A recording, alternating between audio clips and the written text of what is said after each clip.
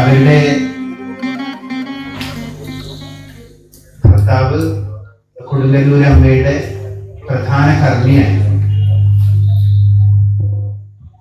വളരെ കാലം ഞാൻ അമ്മയുടെ കൂടെ പോയി താമസിച്ചിട്ടുണ്ട്. കുറച്ചു കാലം ആ ഒരു സത്സംഗത്തിൽ ഇരിക്കാൻ വേണ്ടിയിട്ടുള്ള ഭാഗ്യം ഉണ്ടായിട്ടുണ്ട്. ഭാഗവതം കുറച്ച് പഠിക്കാനുള്ള ആഗ്രഹവുമായിട്ടാണ് അവരുടെ അരികിലേക്ക് പോയത്. കുറച്ചു കാലം താമസിക്കാൻ പറ്റി. കൊടുങ്ങല്ലൂർ അമ്മയുടെ സമീപത്തിരുന്ന്, വളരെ അടുത്തിരുന്ന് തീർത്ഥവും പ്രസാദവും സ്വീകരിക്കാനുള്ള ഭാഗ്യം ഈ അമ്മയ്ക്കുണ്ട്.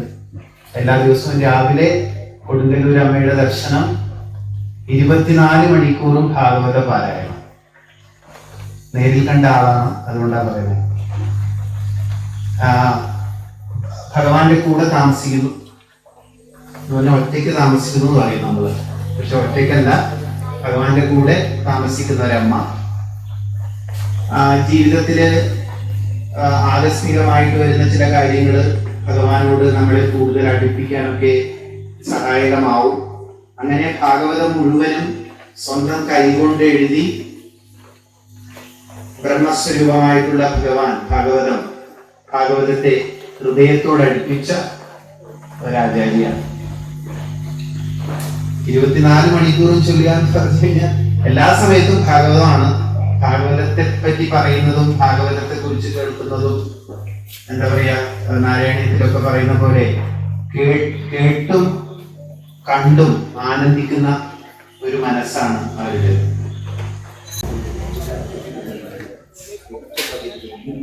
അപ്പൊ നമ്മുടെ എല്ലാം ഒരു ഭാഗ്യമായിട്ട് നമുക്ക് കരുതാം.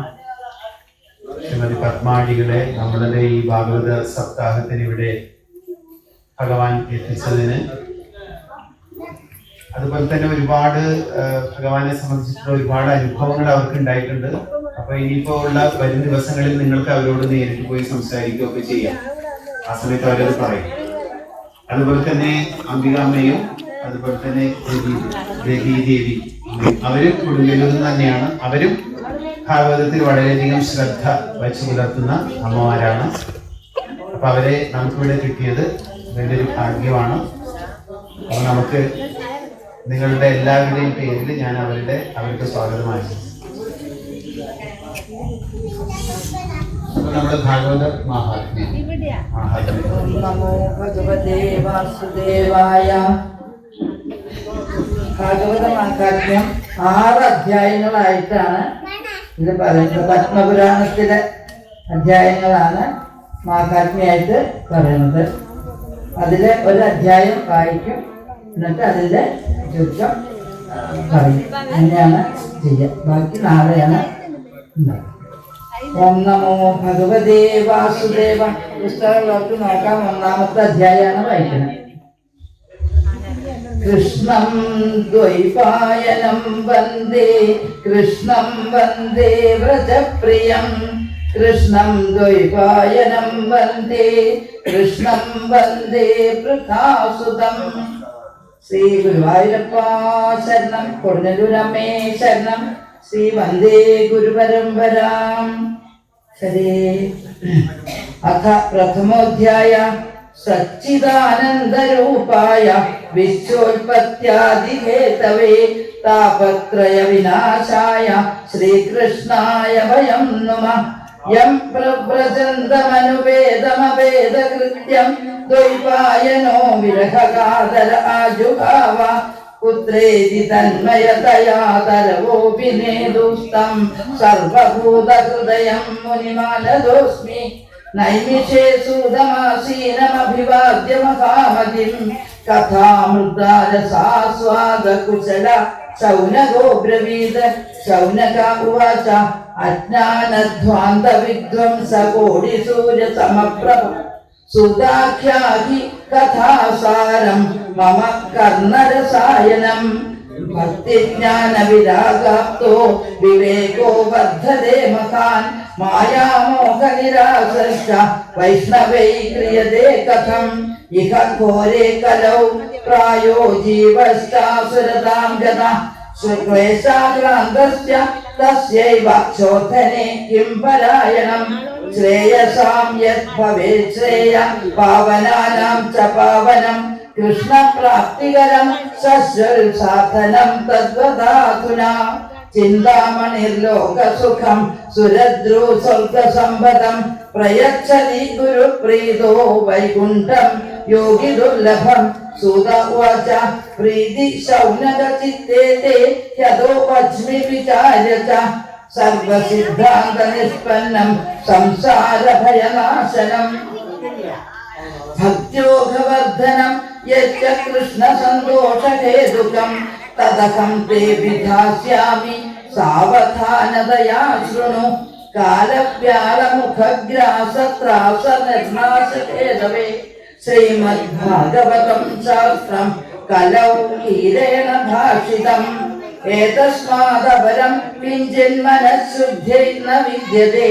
ജന്മാന്തരേ ഭവേത് പുണ്യം തദാ ഭാഗവതം ലഭേത് പരീക്ഷിതേ കഥാം വക്തും സഭായാം സംസ്ഥിതേ ശുകേ സുധാകുംഭം ഗൃഹീത്വൈവ ദേവാസ്തത്ര സമാഗമൻ സുഖം നത്വാ വദൻ സർവേ സ്വകാര്യ കുശലാസുരാ കഥാസുധാം പ്രയച്ഛസ്വ ഗൃഹീത്വൈവ സുധാമിമാം ഏവം വിനിമയേ ജാതേ സുധാരാജ്ഞാ പ്രപീയതാം പ്രപാസ്യാമോ വയം സർവേ ശ്രീമദ്ഭാഗവതാമൃതം ക്വ സുധാ ക്വ കഥാ ലോകേ ക്വ കാജ ക്വ മണിർമഖാൻ ബ്രഹ്മരാജോ വിചാര്യൈവം തദാ ദേവാൻ ജഘാസഖ അഭക്താംസ്താംശ്ച വിജ്ഞായ ന ദദൗ സ കഥാമൃതം ശ്രീമദ്ഭാഗവതീ വാർത്താസുരാണാമപി ദുർലഭ രാജ്ഞോ മോക്ഷം തഥാ വീക്ഷ്യ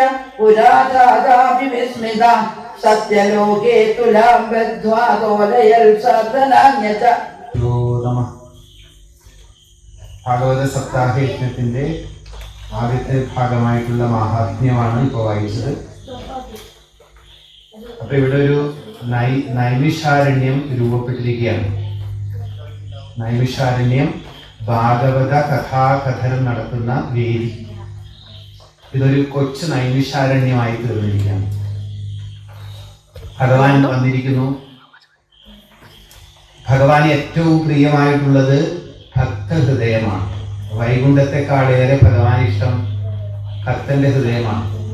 കാരണം ഭക്തന്റെ ഹൃദയത്തിലാണ് സ്നേഹം ഉദിക്കുന്നത്.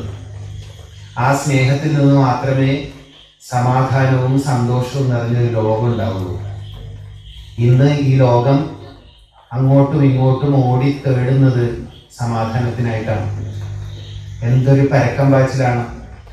അവിടെയും ഇവിടെയൊക്കെ സമാധാനത്തിന് വേണ്ടിയിട്ടാണ്. അവിടെയും ഇവിടെയും അലയുകയാണ്. ഒന്ന് തൊട്ട് എണ്ണി തൊട്ടെണ്ണും പൊരുളൊടുങ്ങിയാൽ നിന്നിടും ദൃക്കുപോലുള്ള നിന്നിൽ അസ്പന്ദമാകണം എന്ന് നാരായണ ഗുരു പറഞ്ഞ പോലെ ഒന്നിനെ തൊട്ട് പോവുകയാണ് അങ്ങോട്ടും ഇങ്ങോട്ടും. സമാധാനം അവിടെ കിട്ടും ഇവിടെ കിട്ടും എന്നൊക്കെ പറഞ്ഞു.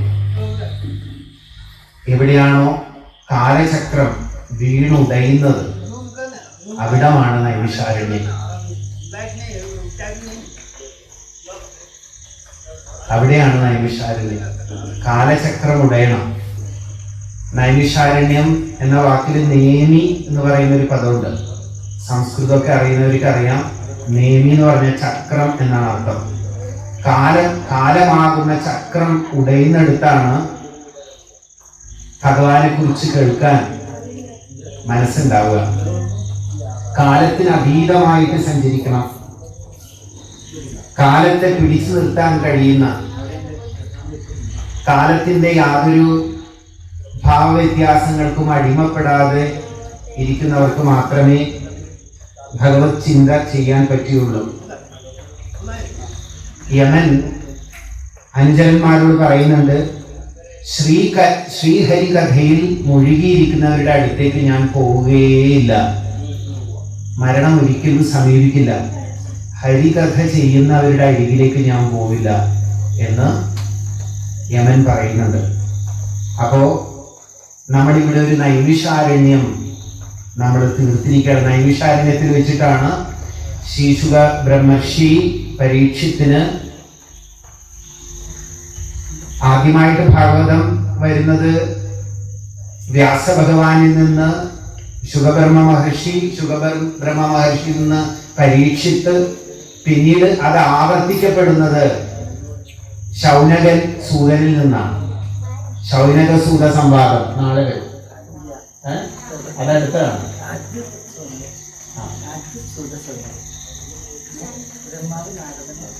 പിന്നീട് ബ്രഹ്മാവ് നാരദർക്കും സനകാദികൾക്കും ഒക്കെ കടന്നു വരുന്നു.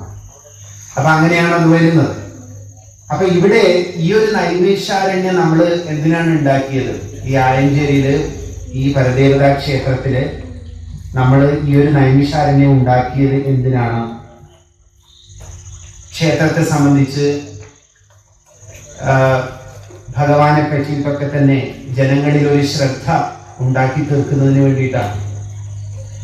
അവിവേകത്തിൽ നിന്നും പൂർണ്ണമായ മോചനം നേടാൻ വേണ്ടിയിട്ട്, കലി ബാധിച്ച മനസ്സിനെ മോചിപ്പിക്കാൻ വേണ്ടിയിട്ട്, അതുപോലെ തന്നെ ദാരിദ്ര്യം, ദുഃഖം, രോഗം ഇവയിൽ നിന്നെല്ലാം മോചനം കിട്ടാൻ വേണ്ടിയിട്ട് ഭാഗവതം മനസ്സിൽ ഉദയം ചെയ്യണം.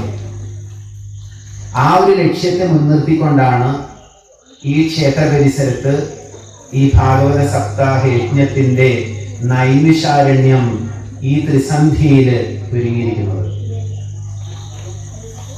സനകാദികളൊക്കെ ഇവിടെ എത്തിച്ചേർന്നു. സനകാദികളൊക്കെ അവിടെയൊക്കെ വന്ന് ഇരുന്ന് കഴിഞ്ഞിരിക്കുക. ഭഗവത് സാന്നിധ്യം വന്നു കഴിഞ്ഞു. കൃഷ്ണ ഭഗവാൻ വന്നു. നാരദര് വന്നു നിൽക്കുകയാണ്.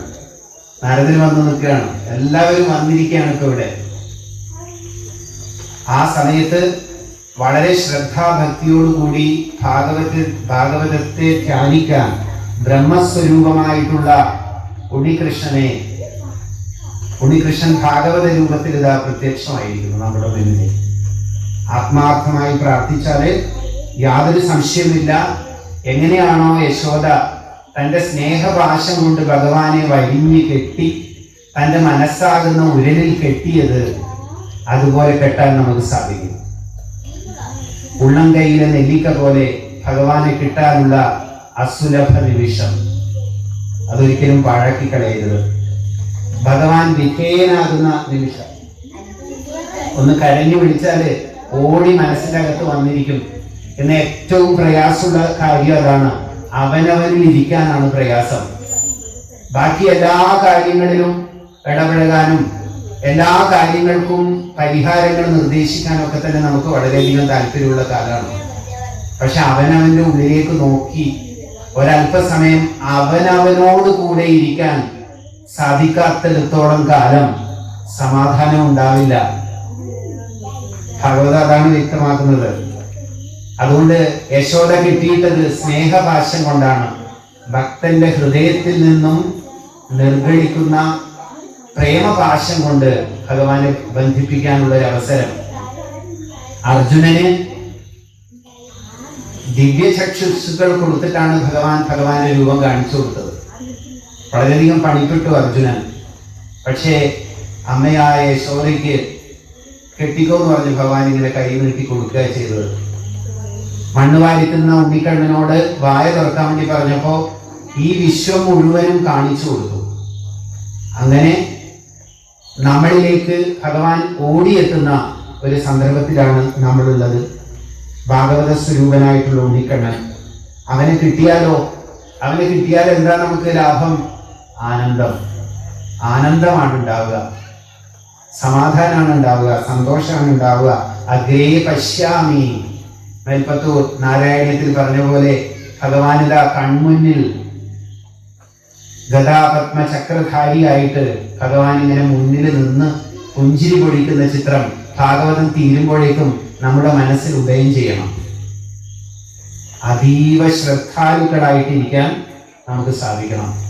ഭക്തിയോടുകൂടി ഇരിക്കാൻ സാധിക്കണം. അങ്ങനെയാണ് വാഴക്കുന്നത്തിന്റെ പദ്യം ചൊല്ലിയിട്ടാണ് നമ്മൾ ആരംഭിച്ചത്. കല്ല് വേണോ ചോദിക്കുകയാണ് വാഴക്കുന്ന. കല്ല് വേണോ? ഉണ്ണിക്കണ്ണനെ വേണോന്നാ ചോദിക്കണേ. ആ ഉണ്ണിക്കണ്ണനെ എടുക്കാൻ തയ്യാറാണോ? അറിവിന്റെ മൂർത്തിയായിട്ടുള്ള ഭഗവാനെ, അറിവുള്ളിടത്തെ ആനന്ദമുള്ളൂ. അതില്ലാത്തിടത്ത് സുഖവും ദുഃഖവും മാറി മാറി വരും. ഇന്ന് സുഖം നാളെ ദുഃഖം.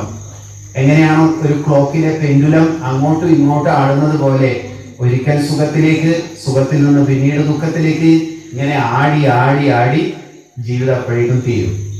ആനന്ദം അനുഭവിക്കണ്ടേ? അതിനുള്ള ഭാഗ്യമാണ് കിട്ടിയിരിക്കുന്നത്. 7ാമത്തെ ദിവസം ആകുമ്പോഴേക്കും ഉണ്ണിക്കണ്ണന് ഉള്ളില് തുള്ളിച്ചാടണം. ഇവിടെ ഒരു ആനന്ദ നൃത്തം ഉണ്ടാവണം. ഭാഗവത സമർപ്പണത്തോടുകൂടി ഒരു ആനന്ദ നൃത്തം ഉണ്ടായിരിക്കണം. ആത്മാർത്ഥമായ ഒരു ആനന്ദ നൃത്തം, ആത്മാർത്ഥമായ ഒരു മാറ്റം നമ്മളിൽ ഉണ്ടാക്കാൻ ഈ ഭാഗവത സപ്താഹ യജ്ഞത്തിന് സാധിക്കണം. അപ്പോ നൈമിഷാരണ്യം ഒരുങ്ങി. ഒരിക്കലും ഒഴിവ് കഴിവുകൾ പറയരുത്. നിങ്ങൾ ഇനി എല്ലാവരോടും പോയി പറയണം, ഭാഗവതം തുടങ്ങി, എല്ലാവരും വന്നിരിക്കണം കുറച്ച് സമയം. പലരും ഒഴിവ് കഴിവുകളൊക്കെ പറയാൻ നോക്കും. കേട്ടിരുന്നാൽ മാത്രം മതി. കസേരകളൊക്കെ വെച്ചിട്ടുണ്ട്. ആ കസേരയിലൊന്ന് സമാധാനപരമായിട്ടൊന്ന് വന്നിരിക്കുക മാത്രം ചെയ്താൽ മതി. കാലിന് വേദന ഉണ്ടാവും. ചില സമയത്ത് കൂടുതൽ സമയമൊന്നും ഇരിക്കാൻ പറ്റില്ല മാഷി എന്ന് പറയും. എങ്കിലും ഒന്ന് കേൾക്കാനുള്ള ഒരു മനസ്സ്. ഭക്ഷണം കഴിച്ചിട്ട് വരണോ, ഭക്ഷണം കഴിക്കാതെ വരണോ എന്നൊക്കെയുള്ള പല സംശയങ്ങളൊക്കെ ഉണ്ട്. ഒരു സംശയത്തിന്റെയും ആവശ്യമില്ല. ഭഗവാന്റെ അരികിലേക്ക് വരാൻ ഒരു സംശയവും വേണ്ട. നിങ്ങൾക്ക് ഏതാണോ സൗകര്യമായിട്ട് തോന്നുന്നത് ആ രീതിയിൽ വന്നിട്ടിരിക്കുക. ഭഗവാന് വേണ്ടത് കറകളഞ്ഞ മനസ്സ് മാത്രമാണ്. ആ മനസ്സുമായിട്ട് ആത്മാർത്ഥമായിട്ട് ഞാൻ ചിന്തിക്കുന്നത് തന്നെ പ്രവർത്തിക്കാനും എൻ്റെ പ്രവൃത്തിക്കനുസൃതമായിട്ട് തന്നെ എൻ്റെ ചിന്തകൾ ഉണ്ടാവാനും കളങ്കത്തിന്റെ ഒരു കണിക പോലും എൻ്റെ മനസ്സിൽ ഇല്ലാതെ നിന്റെ ഗുണഗാനങ്ങൾ കേൾക്കാൻ, നിന്റെ ലീലകൾ കേൾക്കാനുള്ള അവസരം എനിക്ക് ഉണ്ടാക്കി തന്നിരിക്കുന്നു. 7.5 കോടി ജന്മത്തിന് ഉതകുന്ന തരത്തിലുള്ള പുണ്യം ലഭിക്കാൻ പോവുകയാണ്. 7.5 കോടി ജന്മം, 1-2 മനുഷ്യന് 7.5 കോടി ജന്മം ഉണ്ടെന്നാണ് പറയണേ. ആ 7.5 കോടി ജന്മത്തിന് വേണ്ടിയിട്ടുള്ള പുണ്യം ആർജിക്കാനുള്ള അസുലഭ സന്ദർഭമാണ് ഭാഗവത സപ്താഹ യജ്ഞം. സനകാദികളാണ് പറഞ്ഞത്. അല്ലറ ചില്ലറക്കാരൊന്നുമല്ല സനകാദികള്. ബ്രഹ്മദേവന്റെ പുത്രന്മാര്, ഋഷിമാര്, അവരാണ് പറഞ്ഞത്. അതാണ് ഭാഗവത സപ്താഹം. 7 ദിവസം. ചില സമയത്ത് എല്ലാം തീരണമെന്നൊന്നുമില്ല. തീവണ്ടി പോകുന്ന പോലെ ആയിരിക്കും ചിലപ്പോൾ പോവുക. ഒരു സ്റ്റേഷൻ അപ്പുറത്തെ സ്റ്റേഷനിൽ ചിലപ്പോൾ ലേറ്റ് ആയിട്ട് എത്തുക. പക്ഷെ സാരമില്ല, നമുക്ക് കുറച്ചെങ്കിലും ഭഗവാന്റെ കഥകൾ കേൾക്കാൻ കിട്ടുന്ന അവസരത്തെ നന്നായി പ്രയോജനപ്പെടുത്തുകയാണ് നമ്മൾ വേണ്ടത്.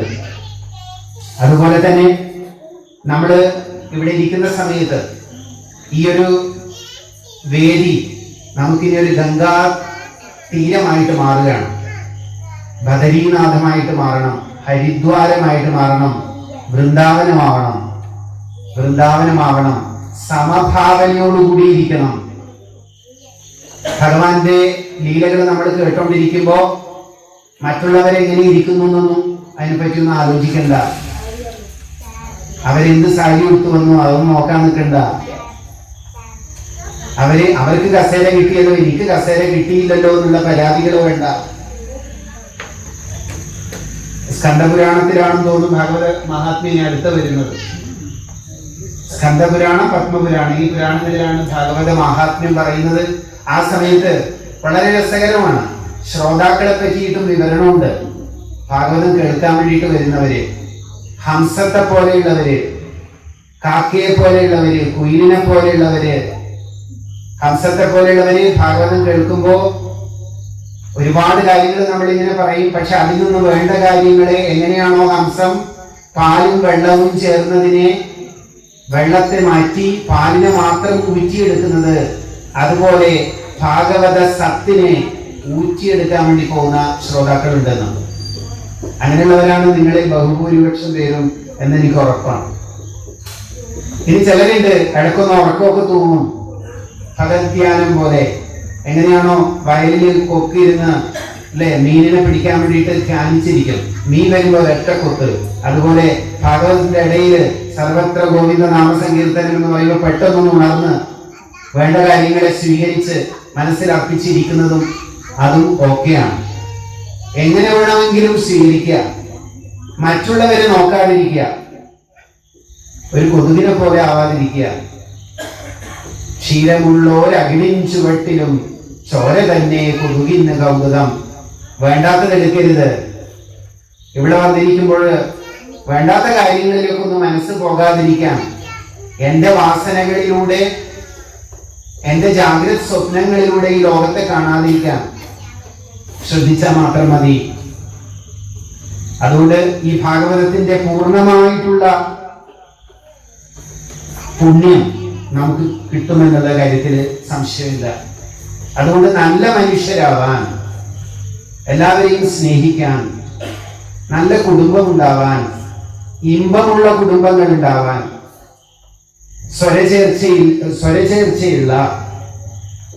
ചേർച്ചയുള്ള ബന്ധങ്ങൾ ഉണ്ടാവാൻ, അതിലൂടെ നല്ലൊരു സമൂഹം ഉണ്ടാവാൻ ഉള്ള തത്വത്തെയാണ് ഭാഗവതം നമ്മളോട് പങ്കുവയ്ക്കുന്നത്. വയലാറിന്റെ വളരെ പ്രശസ്തമായ കവിതയുണ്ടല്ലോ, സ്നേഹിക്കയില്ല ഞാൻ നോവും ആത്മാവിനെ സ്നേഹിച്ചിടാത്തൊരു തത്വശാസ്ത്രത്തെയും. നിങ്ങൾ എത്ര തത്വശാസ്ത്രം പറഞ്ഞാലും വേദനിക്കുന്ന മാനവ ഹൃദയങ്ങളെ സ്നേഹിക്കാത്ത ഒരു തത്വശാസ്ത്രത്തെയും എനിക്ക് ഇഷ്ടപ്പെടാൻ പറ്റില്ലെന്ന് വയലാർ പറയുന്നുണ്ട്. അങ്ങനെ ഒരു ഭാഗവത തത്വം, എല്ലാവരെയും സ്നേഹിക്കാൻ, എല്ലാവരെയും ബഹുമാനിക്കാൻ നമ്മളെ പര്യാപ്തമാക്കുന്ന ഭാഗവത തത്വ അനുസന്ധാനമാണ് ഇവിടെ ഇനിയുള്ള ദിവസങ്ങളിൽ നടക്കാൻ വേണ്ടി പോകുന്നത്. അതുകൊണ്ട് ദാരിദ്ര്യം, രോഗം, സംസാരക്ലേശം മാറാൻ ഭഗവാൻ വേണ്ടത് ചെയ്തു തരും, അതിൽ യാതൊരു സംശയമില്ല. എവിടെയാണോ എൻ്റെ കഥകൾ പാടുന്നത്, എവിടെയാണോ എന്നെ സ്മരിക്കുന്നത്, എൻ്റെ നാമഗുണ ഗാനത്തെ ചെയ്യുന്നത്, അവരുടെ യോഗക്ഷേമം ഞാൻ നോക്കിക്കൊള്ളുമെന്ന് ഭഗവാൻ പറയുന്നുണ്ട്. അനന്യാ ചിന്തയന്തോമ ഏജനാ പരിവാസതേ തേഷാം നിത്യാഭിയുക്താനാം യോഗക്ഷേമം വഹാമ്യഹമെന്ന് ഭഗവാൻ ഗീതയിൽ തരുന്ന ഉറപ്പ്. ഭക്തരെ എന്നും ഭഗവാൻ രക്ഷിക്കുന്നു. പ്രഹ്ലാദനെ ബുദ്ധിമുട്ടിച്ച ഹിരണ്യനെ ഭഗവാൻ നിഗ്രഹിച്ചില്ലേ?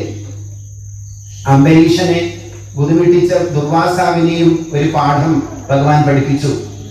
അതുപോലെ നമ്മുടെ സഹായത്തിന് എന്നും നമ്മുടെ കൂടെ ഉണ്ണിക്കണ്ണൻ ആ ഓടക്കുഴലിന് വേണ്ടി നമ്മുടെ കൂടെ ഇരിക്കുന്നുണ്ട് എന്നുള്ള ഒരു ഭാവത്തെ നമ്മളിൽ ഉണ്ടാക്കി തരുന്ന വിധത്തിലായിരിക്കും ഇനിയുള്ള ദിവസങ്ങളിലൂടെ ഭാഗവതം.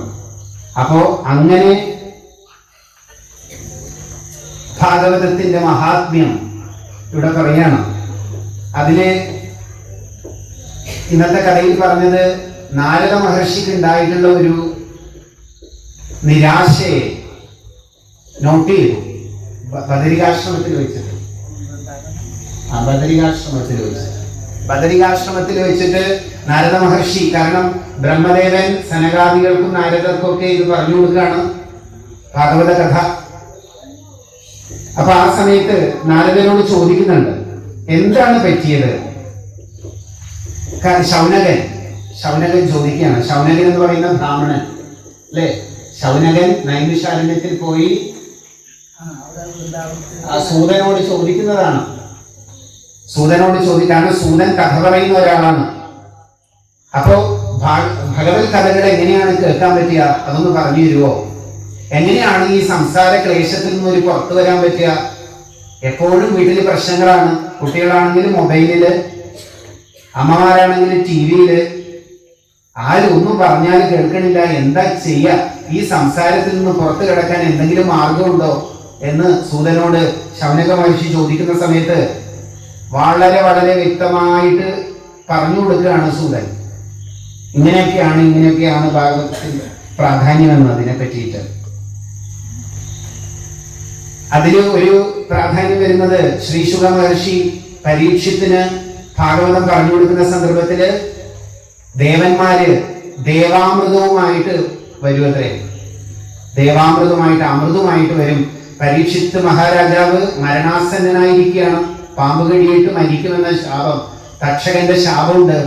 ആ സമയത്ത് ദേവന്മാർ ശുകമഹർഷിയോട് പറഞ്ഞു, നിങ്ങൾ ഒരു കാര്യം ചെയ്യൂ, ആ ഭാഗവത കഥ ഞങ്ങൾക്ക് പറഞ്ഞു തരൂ, പകരം ഈ അമൃത് പരീക്ഷത്തിന് കൊടുത്തിട്ട് അദ്ദേഹത്തെ അനശ്വരനാക്കി തീർക്കാമെന്ന് പറഞ്ഞു.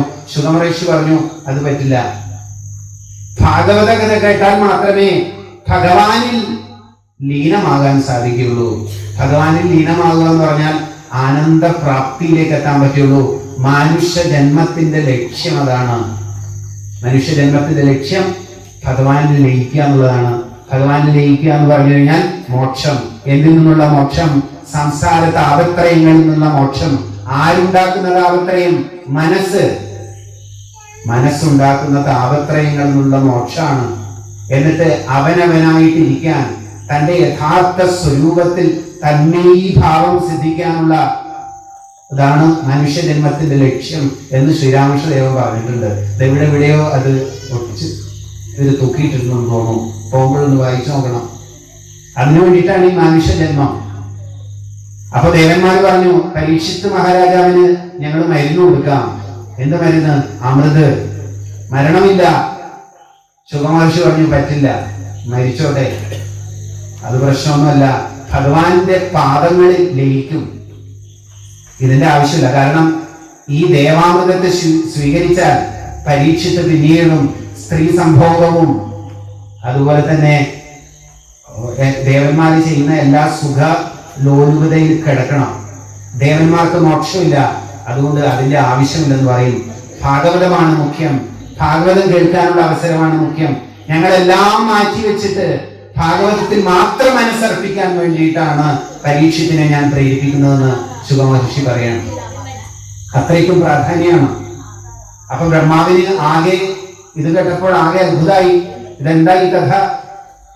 കാരണം അത്രയൊന്നും എളുപ്പമല്ല. പ്രധാനമായിട്ട് പറയാ, ഇടി, മിന്നൽ, കല്ല്, വെട്ട്, പാമ്പുകടി, മൃഗബാധ, ഈ വക കാര്യങ്ങളാൽ മൃതരാവുന്നവർക്ക് സൽഗതി ഇല്ലെന്നാണ് ശാസ്ത്രം പറയുക. അങ്ങനെയുള്ളവർക്ക് മോക്ഷം കിട്ടില്ല അത്രേ. അപ്പൊ ഭാഗവത കഥ കേട്ടാൽ മോക്ഷം കിട്ടുന്നു.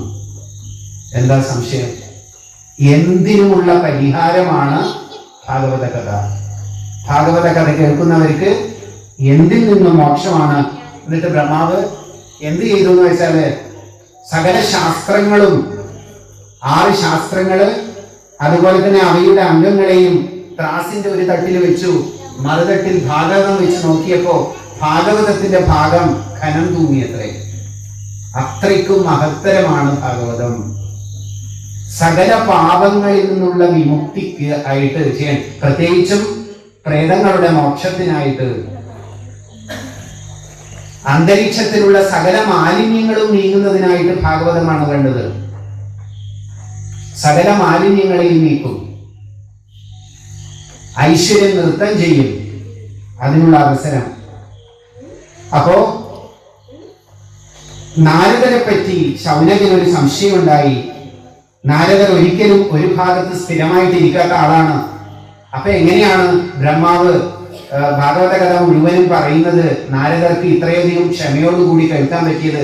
നാരദരെ അറിയാമല്ലോ, ഒരു വീണയെടുത്ത് തമ്പുരു എടുത്തിട്ട് അങ്ങോട്ടും ഇങ്ങോട്ടും പോകലാണ്. എങ്ങനെയാണ് ഇത്രയും അടങ്ങി ഒതുങ്ങിയിരിക്കാൻ വേണ്ടി സാധിച്ചത് എന്ന് ചോദിക്കുകയാണ്. 7 ദിവസം ഒരേ ദിക്കിൽ തന്നെ ഇരിക്കാനുള്ള സന്ദർഭം എന്തായിരുന്നു എന്ന് ചോദിച്ചു. അപ്പോ അതിനുള്ള കഥ പറയാണ്. അതാണ് ഭഗവത മഹാത്മ്യത്തിൽ വരുന്നത്. അപ്പൊ ഒരു ദിവസം സനകാദികള്, ഈ സനകാദികൾ എന്ന് പറയുന്നത് സനൽ, സനന്ദൻ, സനകൻ, സനൽകുമാരൻ അല്ലെ, സനൽകുമാരൻ, ഇവരെ മൊത്തത്തിൽ പറയാണ് സനകാദികൾ. സനകാദികളാണ് ഭാഗവത സപ്താഹ യജ്ഞം തുടങ്ങുന്നത്. അതുകൊണ്ട് ഞാൻ പറഞ്ഞേ അവരുടെ സാമീപ്യം ഇവിടെ ഉണ്ട് എന്ന്. അവര് വന്നു, ഒരു സംശയമില്ല. അപ്പോ ഈ സനകാദികള് മറ്റു ഋഷിമാരോടൊപ്പം സത്സംഗത്തിനായിട്ട് ബദരിയാശ്രമത്തിൽ ചെന്നിരുന്ന സമയത്ത് അപ്പോ അവിടെ നാരദനും ഉണ്ടായിരുന്നത്രേ. നാരദരെ കണ്ടപ്പോ സനകാദികള് നാരദരുടെ മുഖത്തേക്ക് നോക്കിയപ്പോ നാരദർക്ക് ഒരു വല്ലായ്മ, ഒരു ക്ഷീണം തോന്നുകയാണ്. ആ ലക്ഷണം കണ്ടപ്പോ അവര് ചോദിച്ചു, ഇതെന്താ കാര്യം, എന്തു പറ്റി നാരദർക്ക്? അപ്പൊ നാരദൻ പറയാണ്, 3 ലോകങ്ങളിൽ വെച്ച് ഉത്തമം ഭൂലോകമാണെന്ന് കരുതിയിട്ട് ഞാൻ അവിടെ വന്നു.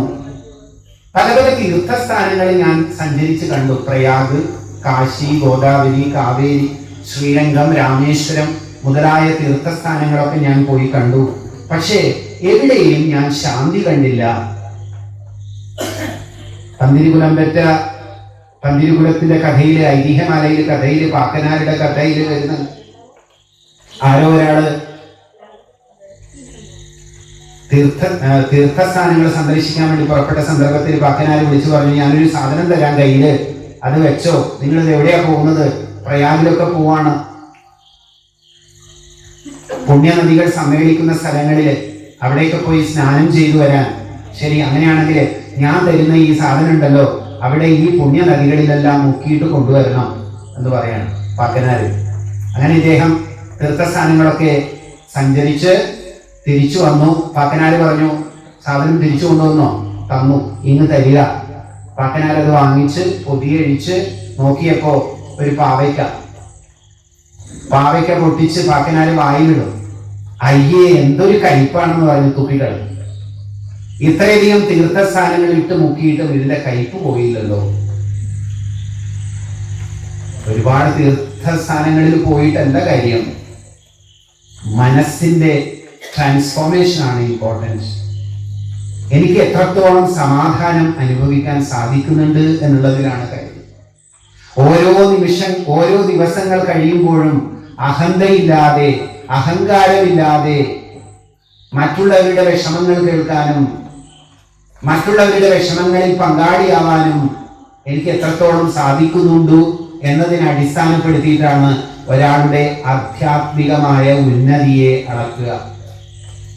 ജീവിതത്തിൽ പ്രശ്നങ്ങൾ വരുമ്പോൾ, ജീവിതത്തിൽ പ്രാരാബ്ധങ്ങളുടെ ഫലമായിട്ടുണ്ടാകുന്ന പ്രശ്നങ്ങളുടെ കുത്തൊഴുക്കിൽ തളരാതെ, എന്റെ ഭഗവാനെ ഈ പ്രശ്നങ്ങളെല്ലാം എനിക്ക് എന്തിനു തന്നു എന്ന് പരാതി പറയാതെ, ഈ പ്രശ്നങ്ങളെല്ലാം അഭിമുഖീകരിക്കാനുള്ള ഫലവും ശക്തിയും വിവേകവും തന്നെ എന്നെ അനുഗ്രഹിക്കണേ ഭഗവാനെ എന്ന് പ്രാർത്ഥിക്കാനുള്ള ഒരു മനസ്ഥിതി ഉണ്ടാവുമ്പോഴാണ് ഒരാൾ ആധ്യാത്മികമായിട്ട് ഉയർന്നവരാണ് എന്നത് വരിക. അതൊക്കെ ഇനി വരുന്നുണ്ട് ഭാഗവതത്തില്, നമ്മളത് പിന്നീട് കാണും. അതുകൊണ്ട് ഞാൻ ആ ഭാഗത്തേക്ക് കിടക്കുന്നില്ല.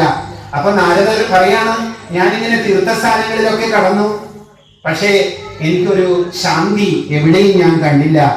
അത് മാത്രമല്ല, ആരുടെയും ഇടയിൽ സത്യമില്ല, ശൗചമില്ല, സത്യഭാഷണമില്ല. എല്ലായിടത്തും കള്ളത്തരം പറയണു, അഴിമതി, എല്ലായിടത്തും അഴിമതിയാണ്. ആ വാക്ക് ഉപയോഗിക്കാമെന്ന് അറിയില്ല.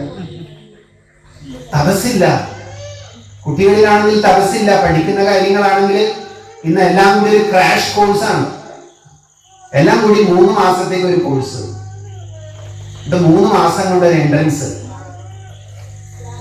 വർഷങ്ങളോളം തപസ് കൊണ്ട് പഠിച്ച ഒരു തലമുറ ഇവിടെ കൂടിയിരിക്കുന്നവരൊക്കെ ഉണ്ടാവും. എത്ര കാലം കൊണ്ടാ പഠിച്ചെടുക്കുന്ന ഓരോ കാര്യങ്ങള്, ഓരോ അറിവ് സമ്പാദിക്കുന്നതിനുള്ള തപസ്. നാരദ പറഞ്ഞു, തപസ്സില്ല, ശൗചമില്ല, വൃത്തിയില്ല, ആന്തരികവും പുറത്തേക്കുള്ള ബാഹ്യമായിട്ടുള്ള ശുചിത്വമില്ല, ശുചിത്വം കാണാനുള്ള ദയയില്ല, ദാനമില്ല, മറ്റുള്ളവർക്ക് കൊടുക്കാൻ എല്ലാം പിടിച്ചു വെക്കുകയാണ്. എന്റേത് എന്റേത് എന്റേത്. അവസാനം പ്രകൃതി വന്ന് കൈയൊന്ന് നിവർത്തി പിടിച്ച് കൊടുക്കുന്നു പറഞ്ഞൊരു അടി തരും.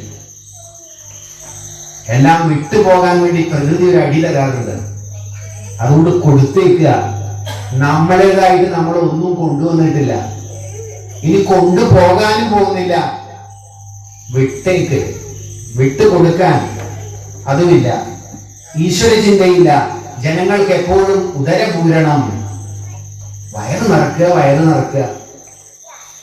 ഇത് ഏതോ ഒരു സിനിമയിൽ പറഞ്ഞു, തിന്നുക തിന്നുക തിന്നുക എന്ന് പറഞ്ഞ പോലെ തിന്നോണ്ടിരിക്കുക. ഇത് മാത്രമേ ഉള്ളൂ. അതുകൂടാതെ സ്ത്രീ സംഭോഗവും, സ്ത്രീ സംഭോഗം എന്ന് ഉദ്ദേശിക്കുന്നത് അനാവശ്യമായിട്ടുള്ള കാര്യങ്ങളിൽ കൂടുതൽ ഇൻട്രസ്റ്റ്. ഇന്ന് മൊബൈലുകളിൽ 10ഉം 50ഉം ആപ്പുകളാകത്തുള്ളത്. ഒന്ന് ഞെക്കിയാൽ മതി, എത്തുന്നത് വലിയൊരു വലയിലേക്കാണ് കുഞ്ഞുങ്ങള് പ്രത്യേകിച്ചും. അങ്ങനെ ഒരു കാലഘട്ടം. അപ്പോ അങ്ങനെ ആയിരിക്കുന്നു. ഗൃഹധർമ്മം നടത്തുന്നതിൽ ഉപേക്ഷ കാണിക്കുന്നു. നാരദൻ പറയാണ്, പ്രാണിഹിംസ, ധനാശ, ഭാര്യാഭർത്തൃ കലഹം, വ്യഭിചാരം, ആശ്രമങ്ങൾ, ക്ഷേത്രങ്ങൾ എന്നിവയിൽ ഒരു ശ്രദ്ധയുമില്ല. ഇതൊക്കെ എന്തിനാ എന്ന ആൾക്കാർ പറഞ്ഞു നടക്കണം. അമ്പലോ? എന്തിനമ്പലം? ഭാഗവത സപ്താഹം, അതെന്താണ്? ഇങ്ങനെയൊക്കെ ഇതിനെയാണ് ശ്രദ്ധയില്ല എന്ന് പറയാ. ശ്രദ്ധയ്ക്ക് പറയാ കൺവിക്ഷൻ. എന്താ ശ്രദ്ധ? ശാസ്ത്രസ്യ ഗുരുവാക്യസ്യ, ശാസ്ത്രത്തിന്റെ വാക്യങ്ങളിലും ഗുരുവിന്റെ വാക്യങ്ങളിലുമുള്ള അചഞ്ചലമായ വിശ്വാസം. വിശ്വാസം എന്ന വാക്ക് ഉപയോഗിക്കാൻ പറ്റില്ല, അതുകൊണ്ടാണ് ശ്രദ്ധ എന്ന് പറയുന്ന വാക്ക്. ശ്രദ്ധയ്ക്ക് നാനാർത്ഥങ്ങളുണ്ടോ എന്ന് എനിക്കറിയില്ല. ശ്രദ്ധ ശ്രദ്ധയാണ്. മറുവാക്ക് പോലും ഉരിയാടാതെ എന്റെ ബുദ്ധിക്ക് ഗോചരമാകുന്ന വിധത്തിൽ പരമാർത്ഥമായ സത്യത്തെ അംഗീകരിക്കാനുള്ള വിശാല മനസ്കതയാണ് ശ്രദ്ധ. ആ ശ്രദ്ധയുമില്ല. എല്ലാത്തിനെയും പരിഹസിക്കുക. അവസാനം അലഞ്ഞു തിരിഞ്ഞ് ചുറ്റിത്തിരിഞ്ഞ് രോഗങ്ങളും മാനസിക വൈഷമ്യങ്ങളുമായിട്ട് അവസാനം എവിടെയെങ്കിലും പോയിട്ട് എന്തെങ്കിലും നടത്തിയിട്ട് ഇങ്ങനെയൊക്കെ നടത്തിയാൽ ഇതിൽ നിന്നെല്ലാം എനിക്ക് പുറത്തേക്ക് വരാൻ പറ്റുമെന്നുള്ള അപേക്ഷ. ഇതൊക്കെയാണ് ഞാൻ കാണുന്നതെന്നാണ് നാരദർ പറയുന്നത് കേട്ടോ. ഇവിടെയൊക്കെ ഉണ്ടെന്ന് ഞാൻ പറയുന്നില്ല, ഇങ്ങനെയൊക്കെയാണ് എനിക്ക് കാണാൻ പറ്റുന്നത്. അതുകൊണ്ട് ഐ ആം മൂഡ് ഓഫ് ആണെന്നാണ് നാരദർ പറയുന്നത്. I am totally lost my mind, what to do. എന്നിട്ട് നാരദർ പറയാണ്, അങ്ങനെ ഞാൻ യമുന നദീതീരത്തുകൂടി കടന്നുപോയി. യമുന ഭഗവാന്റെ ലീലകളാടിയ യമുനാ തീരത്തുകൂടി നടന്നുകൊണ്ട് പോയപ്പോ ഞാനൊരു ആശ്ചര്യകരമായിട്ടുള്ള ഒരു കാഴ്ച കാണുകയാണ്. എന്താ നാരദർ കണ്ടത്? നാരദർ കണ്ടത് എന്താണ്? അവിടെ യൗവനയുക്തയായിട്ടുള്ള ഒരു സ്ത്രീയും അവളുടെ ഇരുഭാഗത്തും വൃദ്ധരായ രണ്ടുപേരും ജരാനരകൾ ബാധിച്ച് ശ്വാസം കഴിക്കാൻ പോലും പറ്റാതെ രണ്ടു വൃദ്ധന്മാരുടെ ഇടയിൽ ഒരു സുന്ദരിയായിട്ടുള്ള യുവതി നിന്ന് കരയുകയാണ്.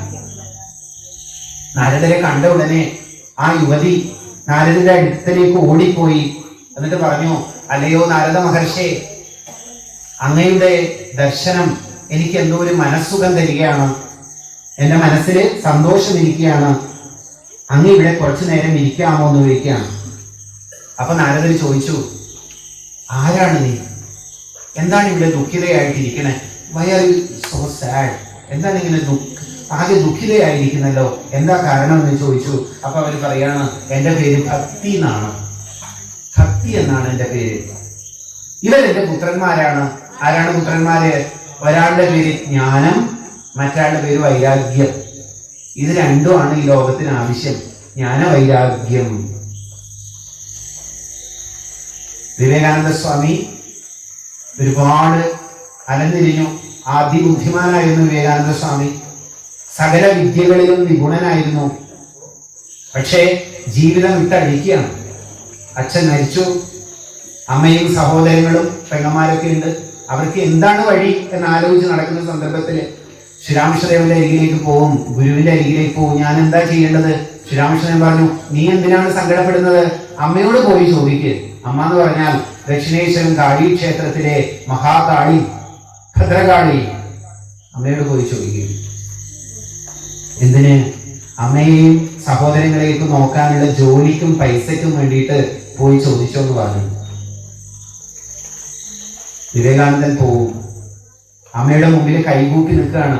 പണത്തിനോ ജോലിക്കോ വേണ്ടി ഒന്നും ചോദിക്കാൻ പറ്റാതെ ജ്ഞാനവൈരാഗ്യത്തിനായിട്ടാണ് വിവേകാനന്ദൻ പ്രാർത്ഥിക്കുന്നത്. എനിക്ക് ജ്ഞാനത്തെയും വൈരാഗ്യത്തെയും തരുമോന്ന്. ഭഗവാന്റെ മുമ്പിൽ കൈകൾ കൂപ്പിയിട്ട് നമ്മൾ പ്രാർത്ഥിക്കേണ്ടത് ഇതിനു വേണ്ടിയിട്ടാണ്. എനിക്ക് ജ്ഞാനം തരൂ. എന്താ ജ്ഞാനം? നല്ലതിനെയും ചീത്തയെയും തിരിച്ചറിയാനുള്ള വിവേക ബുദ്ധിയെ തരൂ. ഈ പ്രപഞ്ചത്തിലെ സകല വസ്തുക്കളും ഭഗവാനിലേക്ക് എന്നെ കൊണ്ടെത്തിക്കാൻ സാധിക്കാത്തതെങ്കിൽ അതിനെ വിഷമാണെന്നറിഞ്ഞ് ത്യജിക്കാനുള്ള ശക്തിയെ തരൂ, വൈരാഗ്യത്തെ തരൂ. അതാണ് വൈരാഗ്യം. പ്രപഞ്ചത്തിലെ സകല വസ്തുക്കളുടെയും പിറകെ ഓടി ഓടി മരുഭൂമിയിലെ ഒട്ടകം മുള്ളു തിന്നുന്നത് പോലെ, മരുഭൂമിയിലെ ഒട്ടകം മുള്ളു തിന്നും. ആ സമയത്ത് ഒട്ടകം വിചാരിക്കും, ഇത് നല്ല മധുരാണല്ലോ. അതുപോലെ തന്നെ അതിൽ നല്ല ജ്യൂസും വരുന്നുണ്ട്. ജ്യൂസ് വരുന്നത് മുള്ളുന്നല്ല. മണ്ടനായ ഒട്ടകമേ, നിന്റെ മോണയിൽ നിന്നാണെന്ന് നീ അറിയുന്നില്ല. നിന്റെ മോണയിലെ രക്തമാണ് നീ ഊറ്റി ഊറ്റി കുടിക്കുന്നത്. സന്തോഷം കിട്ടുന്നു എന്ന് പറഞ്ഞ് ഈ പ്രപഞ്ചത്തിലെ സകലമാന വസ്തുക്കളുടെയും പിറകെ ഓടുന്ന ആൾക്കാർ വിചാരിക്കുന്നത് അതിൽ നിന്നൊക്കെ എനിക്ക് ആനന്ദമാണ് കിട്ടുന്നതെന്ന്. ആനന്ദം കിട്ടുന്നത് നിന്റെ സത്തയെയാണ് നീ നശിപ്പിക്കുന്നത്. You are losing your vitality.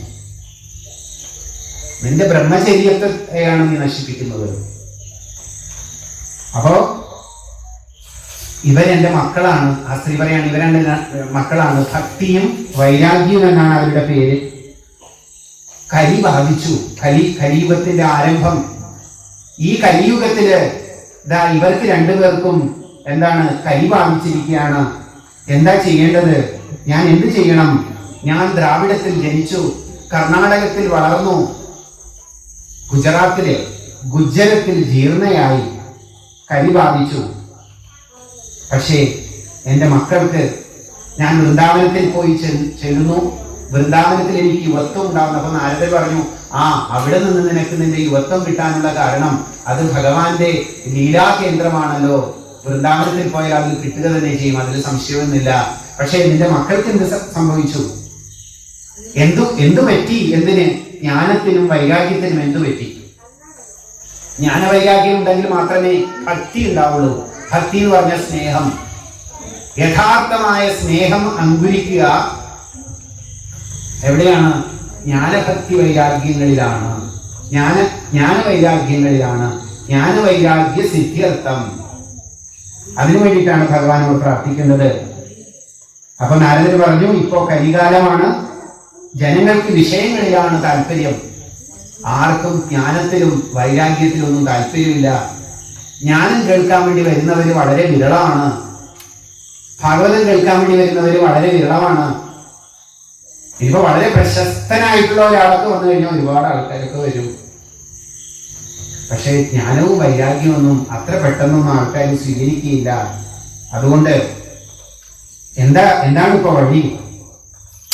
എന്റെ മക്കളെ, അവരെ യൗവനയുക്തരാക്കാൻ എന്താണ് വഴിയെന്ന് ചോദിക്കുകയാണ്. അപ്പൊ അതിന് പരിഹാരമായിട്ട് നാരദര് എന്ത് ചെയ്യുന്നു? നാരദർ പറഞ്ഞു, ഞാനൊന്ന് ശ്രമിക്കട്ടെ, എന്റെ മക്കൾക്ക് യൗവനം കൊടുക്കാൻ വേണ്ടി ഞാനൊന്ന് ശ്രമിക്കട്ടെ എന്ന് പറയും. അപ്പൊ ഇത് കേട്ടപ്പോ ആ യുവതിക്ക് ഭക്തിക്ക് വളരെയധികം സന്തോഷമാവും. നിങ്ങൾക്ക് എന്നിൽ വളരെ ദയുണ്ട് നാരദമുനെ. ശരി, എന്റെ മക്കൾക്ക് ഒരു വഴി കാണിച്ചു കൊടുക്കണം എന്ന് പറഞ്ഞ് നാരദരെ ഭക്തിയിൽ പ്രസന്നനായിട്ട് അവരുടെ പുത്രന്മാരെ കൈകൊണ്ട് തലോടി പുത്രന്മാരുടെ ചെവിയില് വേദങ്ങളും ഉപനിഷത്തുകളും ഭഗവത്ഗീതയും ഒക്കെ തന്നെ ഉപദേശിച്ചു കൊടുക്കും. വേദങ്ങളും ഉപനിഷത്തും ഭഗവത്ഗീതയും അവരൊന്ന് ചെറുതായൊന്ന് അനങ്ങും, അത്രമാത്രം.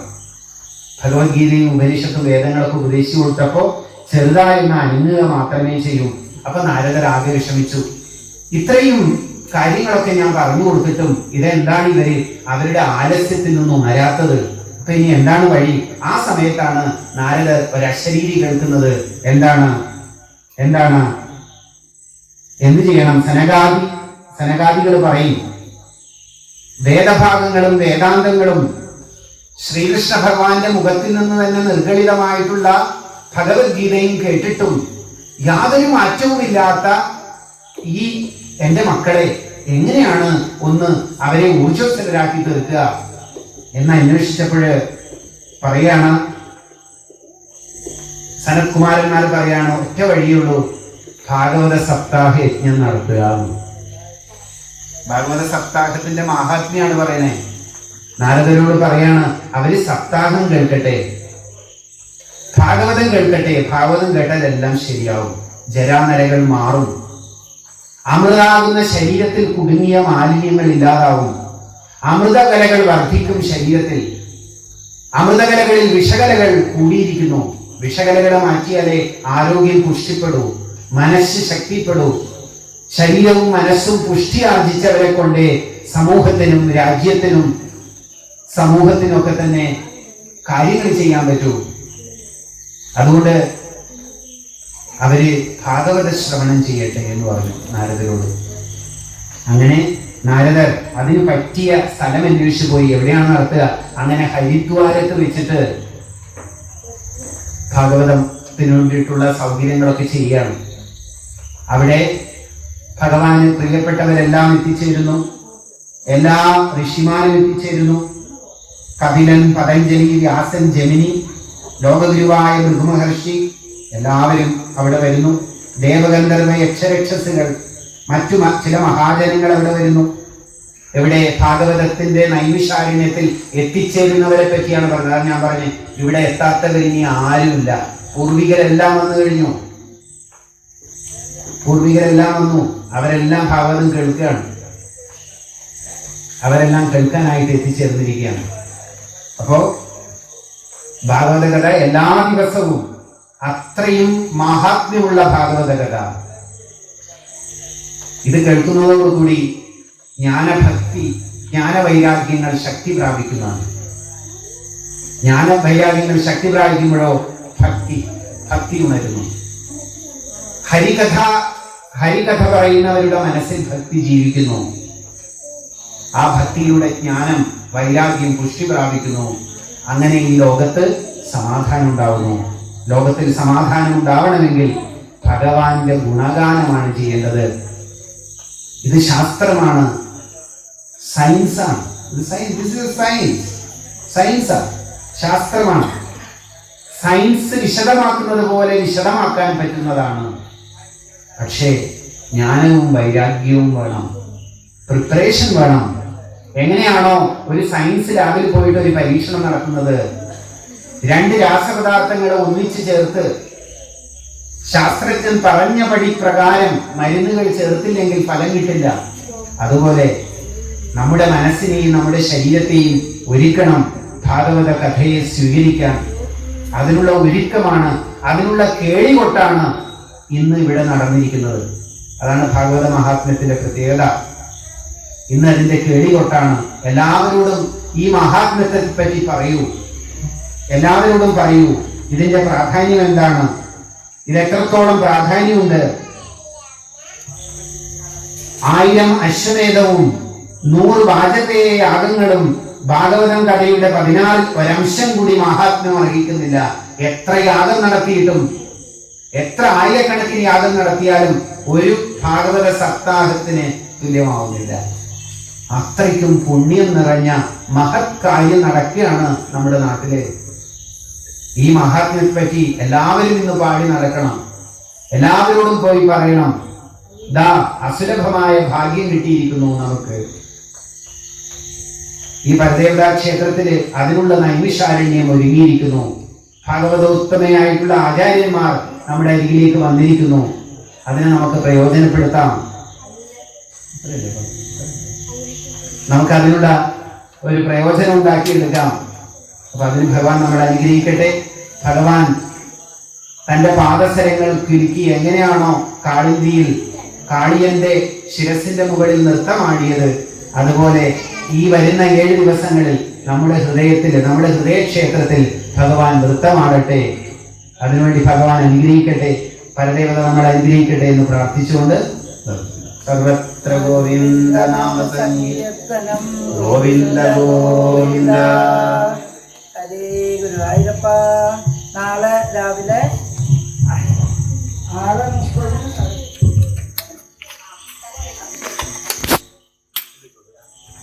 രാധാരമണ മുകുന്ദ മുരാരി ശരണം മേ തവ ചരണയുഗം പവനപുരേ ചാരാകാ കൃഷ്ണ ശരണം മേ തവ ചരണയുഗം ദേവി മഹേശ്വരി പാർവതി ശങ്കരി ശരണം മേ ചരണയുഗം സാംബ സദാ ശിവ ശംഭോ ശങ്കര ശരണം മേ തവ ചരണയുഗം ദുർഗേ ഭഗവതി ദുഃഖ വിനാശിനി ശരണം മേ തവ ചരണയുഗം ശബരീശാശ്വതമൂർത്തേ ശരണം മേ തവ ചരണയുഗം വേട്ടയ്ക്കൊരു മതശാശ്വതമൂർത്തേ ശരണം മേ തവ ചരണയുഗം ശരണം ഗുരുപവനപുരേ ശാരാകാ കൃഷ്ണ മേ തവ ചരണയുഗം ശരണം മേ തവ ചരണയുഗം. ഹരേ സർവത്ര ഗോവിന്ദ നാമ സങ്കീർത്തനം ഗോവിന്ദ ഗോവിന്ദ.